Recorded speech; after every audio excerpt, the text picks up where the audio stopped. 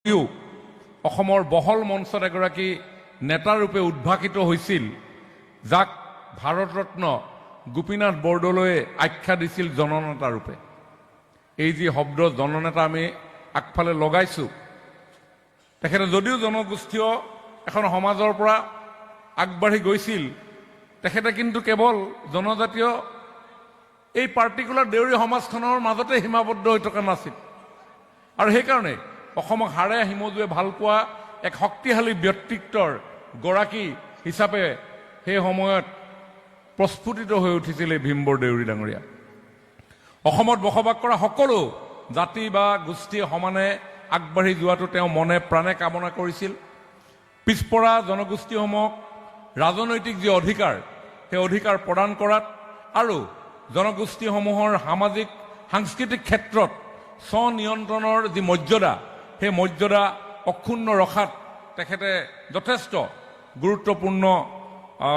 ভূমিকা পালন কৰিছিল। অসম তথা উত্তৰ পূৰ্বাঞ্চলৰ জনজাতীয় লোকসকলৰ স্বাভিমান আৰু মৰ্যাদা বৃদ্ধিৰ বাবে জননেতা ভীমবৰ দেউৰীয়ে যোগাই যোৱা যি বৰঙণি অসমৰ ইতিহাসৰ এক সোণোৱালী অধ্যায়। সমগ্ৰ জীৱনজুৰি সামাজিক বৈষম্য আৰু অন্যায়ৰ বিৰুদ্ধে যুঁজ দি জনজাতীয় লোকসকলৰ লগতে অসমীয়া জাতিক আগুৱাই নিয়াৰ বাবে যি নিৰলস প্ৰচেষ্টা চলাইছিল, সেই প্ৰচেষ্টাৰ ফলত বৃহত্তৰ অসমৰ জনজাতি লোকসকলৰ স্বাৰ্থ আৰু অধিকাৰ সুৰক্ষাৰ বাবে তেওঁ যি আপোচবিহীন সংগ্ৰামৰ নেতৃত্ব দিলে, তাৰ লক্ষ্য আছিল অসমৰ খিলঞ্জীয়া লোকসকলৰ স্বাৰ্থ আৰু অধিকাৰ যাতে সুৰক্ষিত হয়। জননেতা ভীমবৰ দেউৰীৰ জন্ম হৈছিল 1903 চনৰ মে' মাহৰ 16 তাৰিখে। 1903 চনৰ মে' মাহৰ 16 তাৰিখে তেখেতৰ জন্ম হৈছিল। তেওঁৰ পিতৃৰ নাম আছিল গদৰাম দেউৰী আৰু মাতৃ আছিল বাজতী দেউৰী। মই ভাবোঁ আমি মনত ৰখা ভাল। 1913 চনত প্ৰাথমিক বিদ্যালয়ৰ শিক্ষান্ত পৰীক্ষাত শিৱসাগৰ মহকুমাৰ, সেই সময়ত আনডিভাইডেড শিৱসাগৰ আছিল, গতিকে শিৱসাগৰ মহকুমাৰ ভিতৰতে প্ৰথম হৈ উত্তীৰ্ণ হৈ তেওঁ শিৱসাগৰ চৰকাৰী MV স্কুলত অধ্যয়ন কৰিছিল। 1925 চনত মেট্ৰিক পৰীক্ষাত 5টা বিষয়ত লেটাৰসহ প্ৰথম বিভাগত উত্তীৰ্ণ হৈ কটন কলেজত নামভৰ্তি কৰে আৰু দৰ্শন শাস্ত্ৰত 2য় শ্ৰেণীৰ প্ৰথম হৈ তেওঁ BA উপাধি লাভ কৰে। স্নাতক হোৱাৰ পিছত তেওঁ কলিকতাৰ ল' কলেজত আইন বিষয়ৰ অধ্যয়ন কৰিছিল আৰু 1931 চনত আইন পৰীক্ষাত উত্তীৰ্ণ হৈ তেখেত BL, তেতিয়া BL বুলি কৈছিল, BL হয়। 1932 চনত চাকৰি কৰাৰ মানসেৰে তেখেতে অসম অসামৰিক সেৱা, এইটো সময়ত আছাম চিভিল ছাৰ্ভিচ আছিল, পৰীক্ষা দি তেওঁ কৃতকাৰ্যতাৰে উত্তীৰ্ণ হৈছিল। অতিৰিক্ত সহকাৰী আয়ুক্ত পদত তেখেতে নিৰ্বাচিত হৈছিল আৰু সেই সময়ত অসমৰ চাকৰিসমূহত পিছপৰা সম্প্ৰদায়সমূহ তথা অনগ্ৰসৰ যিসমূহ জনগোষ্ঠী, যাক বেকৱাৰ্ড ট্ৰাইবছ বুলি কৈছিল, চৰকাৰী তালিকাত অন্তৰ্ভুক্ত হোৱা নাছিল। 1931 চনৰ আগৰ লোকপিয়লবোৰত দেউৰীসকলৰ পৃথকভাৱে পিয়ল হোৱাও নাছিল। ফলত তেওঁলোক সেই তালিকা বহিৰ্ভূত হৈ ৰৈছিল আৰু যিকোনো চৰকাৰী পদৰ নিযুক্তিৰ পৰা তেওঁলোক বঞ্চিত হৈছিল। তালিকা বহিৰ্ভূত জনগোষ্ঠী হোৱা বাবেই প্ৰতিযোগিতামূলক পৰীক্ষাৰ মাধ্যমেৰে নিৰ্বাচিত হোৱা স্বত্তেও ACS পদত নিযুক্তিৰ পৰা বঞ্চিত হৈ ভীমবৰ দেউৰীয়ে চৰকাৰী চাকৰি নকৰিবলৈ দৃঢ় সিদ্ধান্ত লয় আৰু 1932 চনত ডিব্ৰুগড়ৰ আদালতত তেখেতে ওকালতি কৰিবলৈ আৰম্ভ কৰে। ভীমবৰ দেউৰীৰ দৰে নেতাৰ উদ্যোগ আৰু প্ৰচেষ্টাত 1933 চনৰ 17 এপ্ৰিলত নগাঁও জিলাৰ ৰহাত অসমৰ ভৈয়ামৰ অনগ্ৰসৰ সকলো জনগোষ্ঠীৰ প্ৰথম অধিৱেশন যাদৱ চন্দ্ৰ খাকলাৰীৰ সভাপতিত্বত অনুষ্ঠিত হয় আৰু সেই সভাতে আছাম বেকৱাৰ্ড প্লেইনছ ট্ৰাইবেল লীগৰ এটা সংগঠন, এই সংগঠনৰ জন্ম হৈছিল। পাছলৈ এই সংগঠনটো ট্ৰাইবেল লীগ হিচাপে খ্যাত হয়। যাদৱ খাকলাৰী ইয়াৰ সভাপতি আৰু ভীমবৰ দেউৰী ডাঙৰীয়া ইয়াৰ সম্পাদক হিচাপে বিনা প্ৰতিদ্বন্দ্বিতাৰে নিৰ্বাচিত হৈছিল। খন্তেক পূৰ্বে আমাৰ আকাশাম ডাঙৰীয়াই তেওঁৰ বক্তব্যত যিটো কথা অকমান দুখেৰে অথবা ক্ষোভেৰে হ'লেও তেখেতে ব্যক্ত কৰিলে যে ভীম বৰদেউৰী কেৱল মাত্ৰ দেউৰী জনগোষ্ঠীৰ নহয়, অসমৰ ভৈয়ামৰ পিছপৰা উন্নত জনগোষ্ঠীসমূহৰ যিহেতু সেই সময়ত লোকপিয়ল নোহোৱা পৰা তেওঁ ACS দৰে পৰীক্ষাত উত্তীৰ্ণ হোৱাৰ পিছতো তালিকাভুক্ত নোহোৱাৰ ফলত এই সমাজখন যে দীৰ্ঘদিন ধৰি পিছ পৰি গৈছে সেই কথা উপলব্ধি কৰি তেখেতে চৰকাৰী চাকৰিটো নকৰিলে, ওকালতি কৰি বৰঞ্চ সেই সময়ত Assam backward plains tribal league সংগঠনো তেখেতে জন্ম দিলে। সেই ট্ৰাইবেল লীগৰ প্ৰথম বাৰ্ষিক অধিৱেশন আৰু 1938 চনৰ দ্বিতীয় অধিৱেশনৰ যি অন্তৰ্বৰ্তীকালীন সময়, সেই সময়ছোৱাত লীগৰ সকলোবোৰ কাৰ্য ভীম বৰদেউৰীয়ে অকলহৰে সাধাৰণ সম্পাদক হিচাপে তেওঁ কৰি গৈছিল। ট্ৰাইবেল লীগৰ হৈ তেওঁ অনগ্ৰসৰ জনগোষ্ঠীসমূহৰ আৰ্থ সামাজিক আৰু শৈক্ষিক উন্নয়নৰ বাবে বিভিন্ন সংগত যিবোৰ দাবী, সেই দাবীসমূহ যুক্তি আৰু তথ্য সহকাৰে অসম চৰকাৰৰ ওচৰত তেওঁ উপস্থাপন কৰি আহিছিল। লীগৰ দাবীৰ প্ৰতি সঁহাৰি জনাই চৰকাৰে 1935 চনত অসম বিধানসভাৰ 108খন আসনৰ 4খন জনজাতিৰ কাৰণে সংৰক্ষণৰ ব্যৱস্থা গ্ৰহণ কৰে। বিফৰ ইণ্ডিপেণ্ডেন্স 1935 চনত অসম বিধানসভাৰ আউট অফ 108 4খন আসন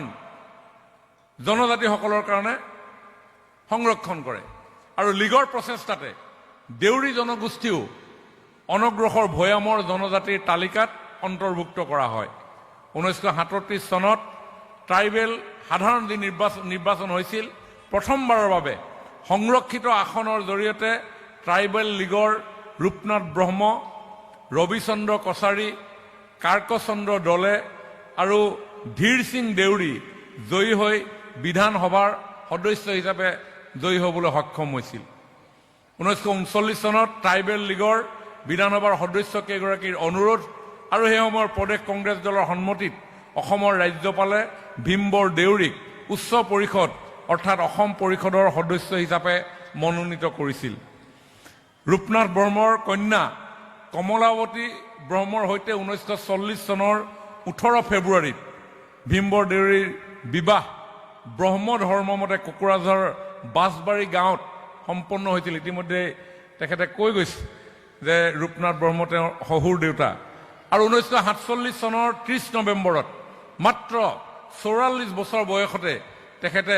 শেষ নিশ্বাস ত্যাগ কৰিছিল। মাত্ৰ 44টা বছৰৰ যি নাতিদীৰ্ঘ জীৱন, এই জীৱনকালত জননেতা ভীম বৰদেউৰীয়ে লোৱা ভূমিকাই অসমৰ জনজীৱনত গভীৰভাৱে ৰেখাপাত কৰি গৈছে। মই তাৰে দুটামান বিষয় আপোনালোকৰ জ্ঞাতাৰ্থে মই ক'ব বিচাৰিম। দেশক পৰাধীনতাৰ কবলৰ পৰা মুক্ত কৰাৰ দিশত আৰু অসমৰ স্বাৰ্থ সুৰক্ষিত কৰাৰ স্বাৰ্থত ভীম বৰদেউৰীয়ে যি সাহসী নেতৃত্ব প্ৰদান কৰিছিল, অতি প্ৰতিকূল আৰু অশান্ত ৰাজনৈতিক প্ৰেক্ষাপটৰ মাজতো ভীম বৰদেউৰীয়ে ৰাজ্যখনৰ বাবে কেইবাটাও সুদূৰ প্ৰসাৰী পদক্ষেপ তেখেতে গ্ৰহণ কৰিছিল। গ্ৰুপিঙৰ সময়ত তেখেতে লোৱা ভূমিকা সদায় চিৰস্মৰণীয় হৈ থাকিব। যিটো সময়ত গ্ৰুপিং হৈছিল, সেই সময়ত ভীম বৰদেউৰীয়ে যি ভূমিকা লৈছিল, সেই কথা বতৰাবিলাক আমি এতিয়া প্ৰজন্মই বা সততে আমি চৰ্চা কৰা পৰিলক্ষিত নহয়। অসমক পূব পাকিস্তানৰ লগত অন্তৰ্ভুক্ত কৰিব বিচৰা যি ষড়যন্ত্ৰ, সেই ষড়যন্ত্ৰৰ বিৰুদ্ধে লোকপ্ৰিয় গোপীনাথ বৰদলৈ যি ভূমিকা গ্ৰহণ কৰিছিল, সেই ক্ষেত্ৰত যিসকল অসম হিতৈষী নেতাই সহযোগিতা আগবঢ়াইছিল, সেইসকলৰ ভিতৰত ভীম বৰদেউৰীও আছিল অন্যতম। গোপীনাথ বৰদলৈদেৱৰ পৰামৰ্শ মতে সেই সময়ত মহেন্দ্ৰ মোহন চৌধুৰী, বিজয় চন্দ্ৰ ভাগৱতীয়ে কেবিনেট মিছনৰ সিদ্ধান্তৰ প্ৰতিবাদ কৰি মহাত্মা গান্ধীক সাক্ষাৎ কৰাৰ সময়তে ভীম বৰদেউৰীয়ে জাতীয় কংগ্ৰেছৰ সেই সময়ৰ নেতা জৱাহৰলাল নেহৰু আৰু মুছলিম লীগৰ নেতা মহম্মদ আলী জিন্নাক সাক্ষাৎ কৰি কেবিনেট মিছনে লোৱা সিদ্ধান্তৰ বিৰুদ্ধে তীব্ৰ যুক্তিৰ আধাৰত তেখেতে প্ৰতিবাদ সাব্যস্ত কৰিছিল। এগৰাকী এটা সৰু জনগোষ্ঠীৰ পৰা গৈ অসমখনক এই গ্ৰুপিঙৰ পৰা বচোৱাৰ ক্ষেত্ৰত তেখেতে যি দূৰদৰ্শী সিদ্ধান্ত গ্ৰহণ কৰিছিল, তাৰ কাৰণে যি সাহসী পদক্ষেপ গ্ৰহণ কৰিছিল, মই ভাবোঁ যুগে যুগে অসমে ভীমবৰ দেউৰী কেৱল ইতিমধ্যে আকৌ মই পুনৰ দোহাৰিছোঁ যে দেউৰী জনগোষ্ঠীৰ নেতা নহয় তেখেত প্ৰকৃতাৰ্থতে অসমৰ সামূহিক জীৱনৰ এগৰাকী নেতা হিচাপে মনত ৰাখিব অসমৰ যি জনজাতীয় লোক এই লোকসকলৰ আৰ্থসামাজিক যি দিশ আৰ্থসামাজিক বিকাশৰ বাবেও জীৱনজুৰি অহু পুৰুষাৰ্থ কৰা এই ভীমবৰ দেউৰী দেৱৰ জীৱনক যদি আমি পৰ্যালোচনা কৰোঁ তেতিয়া আমি আজি এক স্বতন্ত্ৰীয় জাতি হিচাপে থিয় কৰোৱাত ভীমবৰ দেউৰী দেৱৰ যি অৱদান সেই অৱদানক আমি স্বীকাৰ কৰিব লাগিব কাৰণ জাতিৰ অস্তিত্বৰ স্বাৰ্থত আপোচ কৰিবলৈ তেওঁ কেতিয়াও প্ৰস্তুত নাছিল 1946 আৰু 47 চনৰ সমষ্টি গঠনৰ সময়ত তেতিয়া সমষ্টি গঠন হৈছিল 1946 and 1947 সেই সময়ত মুছলিম লীগ দলিত শ্ৰেণীৰ লগত ট্ৰাইবেল লীগে অনগ্ৰসৰ জাতিসমূহৰ বাবে সুকীয়া নিৰ্বাচনৰ দাবী উত্থাপন কৰিছিল কংগ্ৰেছ দলে এই দাবীৰ বিৰোধিতা কৰিছিল ট্ৰাইবেল লীগে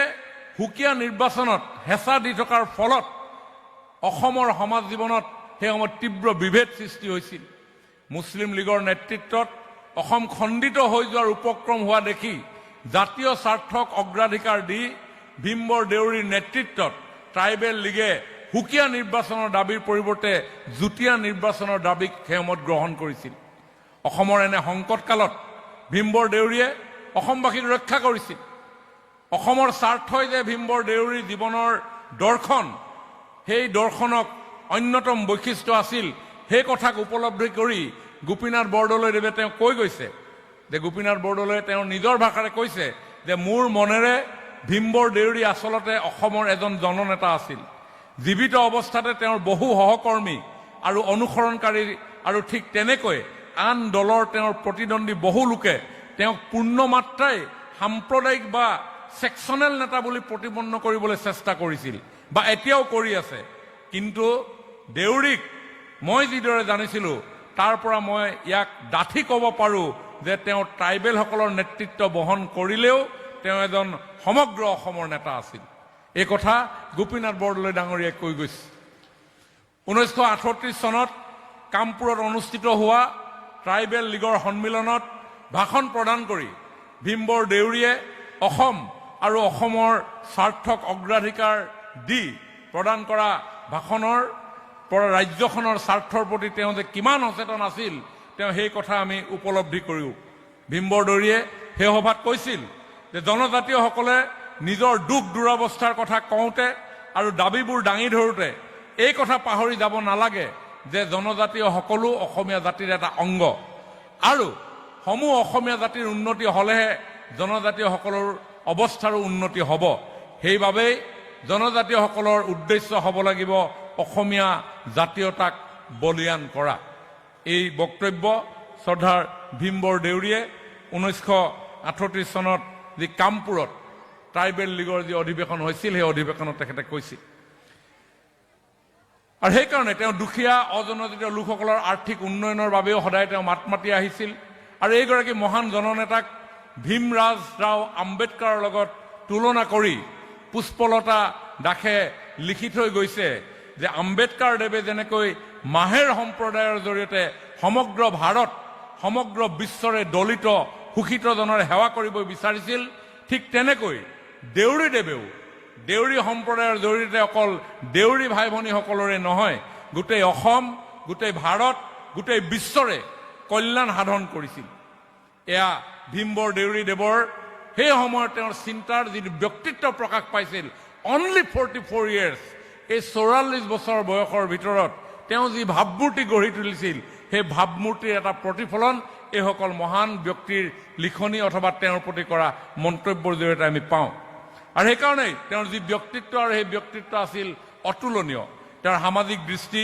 কৰ্ম পদ্ধতি আৰু যি ৰাজনৈতিক চিন্তা সেই চিন্তা চৰ্চা সেই সময়ত বিজ্ঞ যিসকল ৰাজনীতি সেইসকলৰো দৃষ্টি আকৰ্ষণ কৰিছিল 1934 14 জুন সেই সময়ত কুকুৰাঝাৰত ট্ৰাইবেল লীগৰ যেতিয়া দ্বিতীয় অধিৱেশনলৈ সেই সময়ৰ কংগ্ৰেছ বৰ্ডৰ সভাপতি গোপীনাথ বৰদলৈক লৈ যাব পৰাটো এটা ডাঙৰ সাফল্যৰ কথা আছিল অসমৰ সমস্যাক লৈ তেওঁ সততে চিন্তিত আছিল আৰু এই সমস্যাসমূহ সমাধানৰ বাবে নিৰলস প্ৰচাৰ চলাইছিল আৰু অসমৰ সমস্যাক লৈ আব্দুল কালাম আজাদ নেতাজী সুভাষ চন্দ্ৰ বসুৰ দৰে ব্যক্তিসকলৰ লগতো তেখেতে আলোচনা কৰিছিল। ৰাজনৈতিক যি দূৰদৰ্শিতা, যি বিচক্ষণতা, সাহস, চৰিত্ৰ বল আৰু ত্যাগৰ বাবে তেওঁ ৰাষ্ট্ৰীয় পৰ্যায়তো এই ধৰণৰ যি উদ্যোগ গ্ৰহণ কৰিছিল, এই উদ্যোগৰ ফলত তেখেতে বিশেষ স্থান লাভ কৰিবলৈ সক্ষম হৈছিল। 1939 চনত অসম বিধান পৰিষদৰ যেতিয়া সদস্য নিৰ্বাচিত হৈছিল আৰু নিৰ্বাচিত হোৱাৰ পিছত ৰাজ্যৰ যিসকল জনজাতীয় লোকসকলৰ উন্নয়নৰ বাবে সদনৰ মজিয়াত তেখেতে যিসমূহ দাবী উত্থাপন কৰিছিল আৰু সেই তেখেতে দাবী কৰা উত্থাপনসমূহে কেৱল মই আকৌ পুনৰ কৈছোঁ যে কেৱল জনজাতীয়সকলৰে নহয়, সকলো সমাজৰ কথা তেওঁ কৈছিল। তেওঁ 1939 চনত তেওঁ বন বিভাগৰ যেতিয়া তেওঁক দায়িত্ব দিয়া হৈছিল, তেখেত ফৰেষ্ট মিনিষ্টাৰ আছিল 1939ত, আৰু তেতিয়া তেওঁ নিজৰ মনৰ কথা জনাই তেখেতৰ এজন বন্ধু আছিল, বন্ধুজন আছিল সোণাৰাম দেউৰী। দেউৰীলৈ লিখিছিল যে মোৰ উদ্দেশ্য সুকীয়া, ইংৰাজী পঢ়ি চাকৰি কৰাই নহয়, মোৰ জাতিৰ, মোৰ উপজা ঠাইৰ, মোৰ গাঁৱলীয়া খেতিয়ক সম্প্ৰদায় আৰু জননী অসমৰ উন্নতি সাধন কৰাহে মোৰ জীৱনৰ উদ্দেশ্য। মোৰ নিজৰ নিমিত্তে শিক্ষাতকৈও মই মোৰ চৰিত্ৰ আৰু স্বাস্থ্য গঠন কৰাতহে বেছি চকু দিওঁ। এয়া তেখেতৰ এজন বন্ধু সোণাৰাম দেউৰীলৈ তেখেতে এখন পত্ৰৰ জৰিয়তে লিখিছিল। গতিকে ভীমবৰ দেউৰী ডাঙৰীয়াই কেৱল মাত্ৰ এই এনেধৰণৰ কথাৰ উপৰিও স্বাস্থ্য ৰক্ষাৰ ক্ষেত্ৰতো যে বিশেষ ভূমিকা তেখেতে লৈছিল বা এনেকুৱা এটা পৰামৰ্শও যে আমাৰ সমাজখনলৈ দি গৈছিল, মই ভাবোঁ এই পত্ৰখনৰ জৰিয়তে আমি জানিব পাৰোঁ। তেওঁ ৰাজনৈতিক ক্ষেত্ৰৰ পৰা অসমৰ সকলো শ্ৰেণীৰ জনসাধাৰণৰ বাবে যিসমূহ কাম কৰিছিল, য'ত দুখীয়া দৰিদ্ৰ শ্ৰেণীৰ জনসাধাৰণৰ আৰ্থসামাজিক জীৱনৰ উন্নয়নৰ কথা সেই কথাখিনি আমি উপলব্ধি কৰোঁ। বিদেশী প্ৰব্ৰজনে অসমৰ জীৱনলৈ যে অস্তিত্ব সংকট কঢ়িয়াই আনিব, সেই কথা তেওঁ তেতিয়াই উপলব্ধি কৰিছিল। কাৰণ ছাৰ ছাদুল্লা যেতিয়া প্ৰধানমন্ত্ৰী হৈ আছিল, ছাৰ ছাদুল্লাই যেতিয়া গ্ৰ' মোৰ ফুড সেই আঁচনিৰ জৰিয়তে মৈমনছিঙীয়া পমুৱা মুছলমানসকলক অসমত সংস্থাপিত কৰিবৰ কাৰণে তেখেতে বিশেষ উদ্যোগ গ্ৰহণ কৰিছিল। তেতিয়া 1940 চনৰ বাজেট বিতৰ্কত অংশ লৈ ভীমবৰ দেউৰীয়ে কৈছিল যে সি মানে তেওঁ মিন কৰিছে Saadulla, he wants to satisfy indigenous people requiring protection and at the same time provide room for settling landless immigrant population. The difficulty is that there is no end to the number of landless immigrant population. Such landless immigrants are being given lands in the vast areas of direct district of Assam Valley. Their number, instead of dwindling, has been gradually increasing. Assam is not a charitable institution where all poor landless people of other provinces should be treated and given land. Any government in Assam must first see to the welfare of the peoples inhabiting in and should not invite people from other provinces, giving them advantage which are really harmful of peoples inhabiting in. তাৰমানে তেখেতে কৈছে যে ছাদুল্লাই একে সময়তে খিলঞ্জীয়া মানুহৰ ৰক্ষণাবেক্ষণ লাগে বুলি কৈ তেওঁলোকক সন্তুষ্ট কৰিব বিচাৰে আৰু লগতে মাটিহীন পমুৱাসকলক বহুৱাবলৈও মাটিও দিব বিচাৰে। সমস্যাটো হ'ল মাটিহীন পমুৱাসকলৰ জনসংখ্যাৰ কোনো সীমা সংখ্যা নাই। এনে মাটিহীন পমুৱাক অসম উপত্যকাৰ বিভিন্ন জিলাৰ বিশাল বিশাল অঞ্চলত বহুতো মাটি দি থকা হৈছে। পমুৱাসকলৰ সংখ্যা কমক চাৰি দিনক দিনে বাঢ়ি গৈ আছে। অসম এটা দাতব্য অনুষ্ঠান নহয় যে ইয়াত আন প্ৰদেশৰ মাটিহীন মানুহক চোৱা চিতা কৰি মাটি দি থকা হ'ব। যিকোনো চৰকাৰৰ প্ৰাথমিক দায়িত্ব হ'ল ইয়াৰ অধিবাসীসকলৰ কল্যাণ সাধনে। অসমৰ অধিবাসীসকলৰ বাবে অনিষ্টকাৰী ব্যৱস্থাৰে অসমৰ চৰকাৰে অন্য প্ৰদেশৰ মানুহক নিমন্ত্ৰণ কৰি আনি সুযোগ দি থকাটো উচিত নহয়। এই কথা ভীমবৰ দেউৰী ডাঙৰীয়াই 1940 চনৰ বাজেট অধিৱেশনত তেখেতে কৈছিল। তেখেতে শংকা কৰিছিল ছাৰ ছাদুল্লাই মৈমনছিঙীয়া মিয়াসকলক গ্ৰ' মোৰ ফুডৰ নামত যেতিয়া অসমত সংস্থাপিত কৰিছিল, তেখেতে অনুমান কৰিব পাৰিছিল এনেধৰণে মাটি যদি এইসকলে সংস্থাপিত কৰি থকা হয় এদিন হয়তো অসমৰ খিলঞ্জীয়া জাতি জনগোষ্ঠীসমূহৰ ৰীতি নীতি কৃষ্টি সংস্কৃতি বিপদাপন্ন হ'ব আৰু সেইকাৰণে এখন চৰকাৰৰ দায়িত্ব ইয়াৰ অধিবাসীসকলকহে ইয়াত সুৰক্ষিত কৰা অসমখন চৰণীয়া পথাৰ নহয় যে ইয়াত য'তে পায় ত'তে মাটি দিব এনেধৰণে বিফৰ ইণ্ডিপেণ্ডেন্স অসমৰ ভৱিষ্যতৰ জীৱনৰ কথাক উপলব্ধি কৰি বিধানসভাৰ মজিয়াত বাজেট অধিৱেশনত বিতৰ্কলৈ 1940 বিম্বৰ দেউৰীয়ে এনেধৰণৰ বক্তব্য দিছে আৰু যিটো কথা প্ৰমাণিত হৈছে কাৰণ অসমে 1979ত আজি অসম আন্দোলন কৰিব লগা হৈছিল অবৈধ বাংলাদেশী অনুপ্ৰৱেশকাৰীৰ বিপৰীতে 6টা বছৰ 855 জন শ্বহীদ হাজাৰ হাজাৰ পংগুত্ৰৰ জীৱন আৰু আজি কুপতিও সেই সমস্যা ভাগে আছে কিন্তু আমি আৰু যাতে অধিক এনেধৰণৰ আগ্ৰাসী মনোভাৱক ৰোধ কৰিব পাৰোঁ সেইকাৰণে আপোনালোকে দেখিছে আজি হিমন্ত বিশ্ব শৰ্মা ডাঙৰীয়াৰ চৰকাৰে সেই অবৈধভাৱে বসবাস কৰা সেইসকল পমুৱা মুছলমানসকল যিসকল ফৰেষ্ট লেণ্ডত আছে বিম্বৰ দেউৰীয়ে জনজাতিসকলক সুৰক্ষা কৰিবৰ কাৰণে লাইন প্ৰথাৰ পোষকতা কৰিছিল সেই সময়ত মৌলানা হামিদ খান বাছানীয়ে পমুৱা মুছলমান জনসাধাৰণক সুৰক্ষিত কৰিবলৈ লাইন প্ৰথাৰ বিৰোধিতা কৰিছিল মৌলানা হামিদ খান বাছানী এই যে ছাৰ ছাদুল্লাই যিসকল মৈমনসিঙীয়া মুয়াক আনি ইয়াত সুৰক্ষিত কৰিছিল বিম্বৰ দেউৰীয়ে অনুমান কৰিছিল এওঁলোকৰ আগ্ৰাসী মনোভাৱৰ কাৰণে আমাৰ ট্ৰাইবেল বেল্ট এণ্ড ব্লক আমাৰ ৰিজাৰ্ভসমূহ তেওঁলোকৰ কবলত পৰিব যিটো পৰিছে আজি গোৱালপাৰা জিলা আজি ৰাভা হাকাচাম ডাঙৰীয়া যিটো অঞ্চলৰ পৰা আহিছে সেই অঞ্চলত থকা forest land tribal belt and block এইসমূহ আজি তেওঁলোকৰ দখলত তাত আমি উচ্ছেদ কৰিব লগা হৈছে কিন্তু বিম্বৰ দেউৰীয়ে কৈছিল যে লাইন প্ৰথা 1941 বাজেট বিতৰ্কত অংশগ্ৰহণ কৰি বিম্বৰ দেউৰীয়ে কৈছিল যে লাইন প্ৰথাৰ ওপৰতে অসমীয়া জাতি আৰু জনজাতীয় ৰাইজৰ ভৱিষ্যত নিৰ্ভৰ কৰিছে তেওঁ কি কৈছিল সেই সভাত বাজেট বিতৰ্কত 1941ত মই হজুৰে এই কথা কওঁ যে এই প্ৰশ্নটো পিছুৱাই ৰখা সমূলি উচিত এই প্ৰশ্নটোৰ তৎক্ষণাৎ সমাধান হ'ব লাগে এই সংক্ৰান্তত একো ব্যৱস্থা নলৈ লক্ষ্যহীনভাৱে ভাহি গৈ থকা ছাৰ ছাদুল্লাৰ এখনৰ পিছত সিখন চৰকাৰৰ নীতিৰ কোনো ন্যায্যতা নাই এনে কাৰ্য ব্যৱস্থাহীনতা আৰু দুধুৰ-মুধুৰতাই মাথোন জাক পমুৱাক উৎসাহিত কৰিব লগা হৈছে গতিকে এইগৰাকী ব্যক্তিৰ যিটো প্ৰতিভা এখেতৰ যি দূৰদৃষ্টি এই দূৰদৃষ্টি মই ভাবোঁ কেৱল মাত্ৰ খুব কনজাৰভেটিভলি খুব সংকুচিতভাৱে নাৰাখি আমি ৰাভাদেৱে যিখিনি কথা আমাক পৰামৰ্শ দিছে চৰকাৰৰ সদৈৱ প্ৰতিনিধি হিচাপে এই সভাখনত মই আছোঁ তেওঁৰ বক্তব্যই মোকো সঁচাকৈ অনুপ্ৰাণিত কৰিছে আৰু ভবাও নাছিলোঁ কেতিয়াও আমি বিভিন্ন ধৰণৰ অনুষ্ঠান পাতোঁ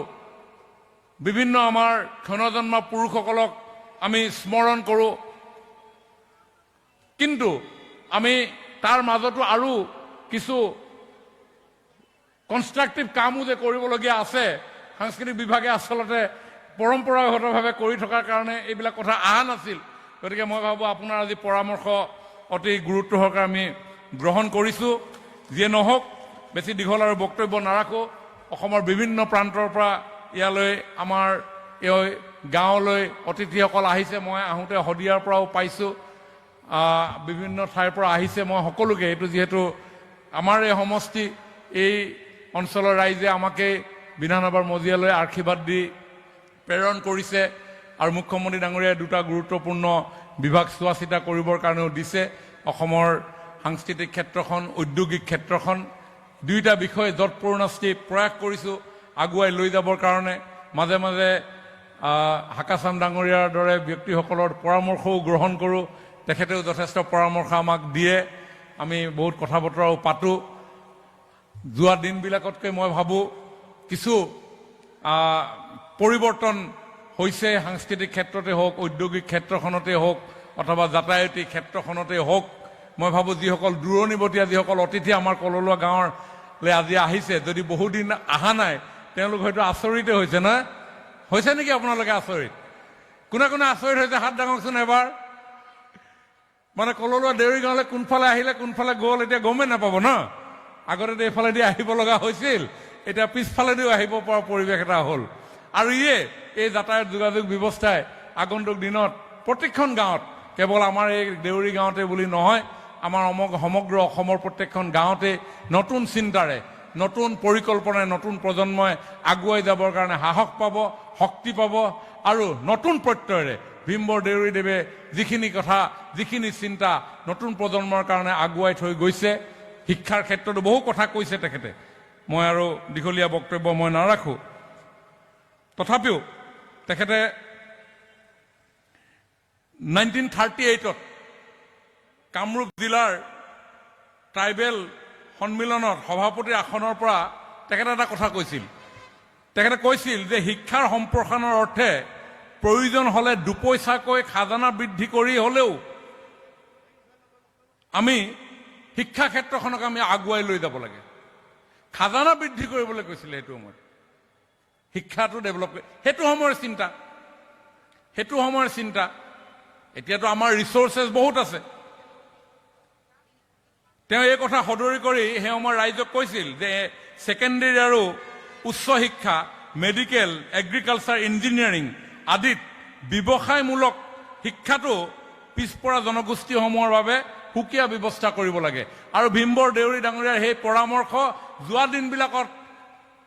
কিমান ইমপ্লিমেণ্ট হ'ল নহ'ল নাজানো, কিন্তু আৰু বেছি দীঘল বক্তব্য নাৰাখোঁ। আজি অসম চৰকাৰৰ উদ্যোগত আজি ভীমবৰ দেউৰী দেৱৰ মৃত্যু দিৱসত আজি যি আমাৰ ইয়াতে অনুষ্ঠান হৈছে, আপোনালোক সকলোৱে যি আত্মিক সহযোগিতা আগবঢ়াইছে, মই প্ৰতিগৰাকীলৈকে মই ধন্যবাদ জনাইছোঁ। দেউৰী ছাত্ৰ সন্থাৰ প্ৰতিজন কাৰ্যকৰ্তাক মই ধন্যবাদ জনাইছোঁ। স্বায়ত্তশাসিত পৰিষদৰ প্ৰতিগৰাকী বিষয়ববীয়াক মই ধন্যবাদ জনাইছোঁ। আমাৰ দেউৰী সাহিত্য সভাৰ পৰা আৰম্ভ কৰি আমাৰ সকলো সংগঠনৰ মুৰব্বীসকললৈ মই ধন্যবাদ, কৃতজ্ঞতা জনাই পুনৰবাৰ আজিৰ এই সভাত মুখ্য নিৰ্দিষ্ট বক্তা হিচাপে উপস্থিত থাকি আমাক যি উৎসাহিত কৰিলে ডক্টৰ উপেন ৰাভা হাকাচাম ডাঙৰীয়ালৈও ধন্যবাদ জনাই আপোনালোক সকলোকে নমস্কাৰ জনাই মোৰ বক্তব্য সামৰণি মাৰিছোঁ। ধন্যবাদ, নমস্কাৰ। মাননীয় মন্ত্ৰী মহোদয়ৰ বহু